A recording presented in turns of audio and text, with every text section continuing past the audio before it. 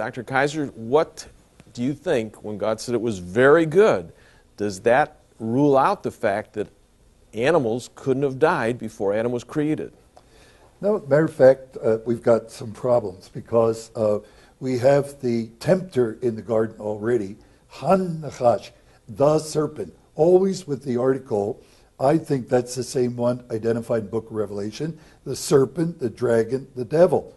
So that exactly what the medievalists and many of the early writers there said, you really can't put, and Ken's mentioned this, you can't put angels, God wasn't talking about angels, he's only talking about the earth and about men.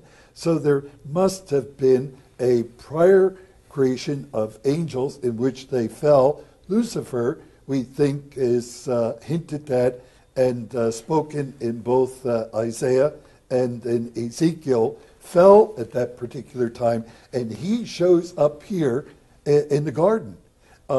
And furthermore, God has put a tree there, which tree stands for evil. So now I've got a good world with a good God, but also one who is sovereign over everything. There's no loose ends here. He has to permit this tree, and he has to let loose this one who is that old serpent, the dragon, the devil. And he comes to Eve and tempts her by saying, has God said, you people are real narrow? No, she said, it's not every tree, it's only this tree. And almost as if everyone makes the comment that she says, and God said we shouldn't eat of it, yea, and she gets evangelistic at that point and says, yea, we shouldn't even touch of it. And therein lies the entrance to evil. So I've got a good world that God created, at least the cosmos in which we're talking about that which affects man. But I begin with, in the beginning, God created Hashemayim v'ha'aretz, heaven and earth. Heaven and earth is a Hendites too. I got two parts here. He created the universe. And then it goes on to say that this is in a formative stage. It was tohu vavohu, which is like a hurdy-gurdy construction, or zoot-zoot.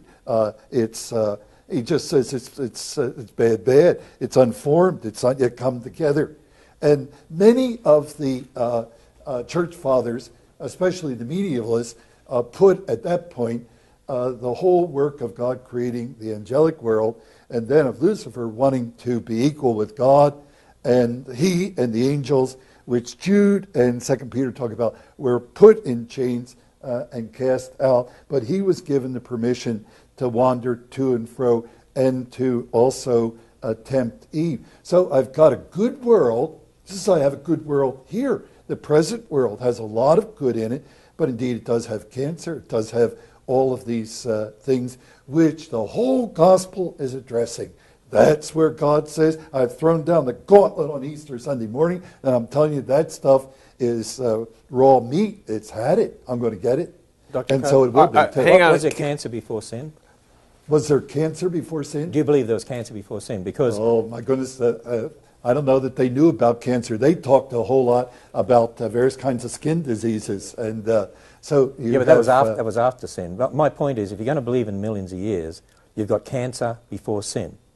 Well, what Walt was saying was that you've got the earth formless and void. That's part of God's very good creation. You've got the fall of the angels. That obviously takes place before the fall of man. And therefore, I think we go back to... You also have Satan, you also have the tree of good and evil. Yeah.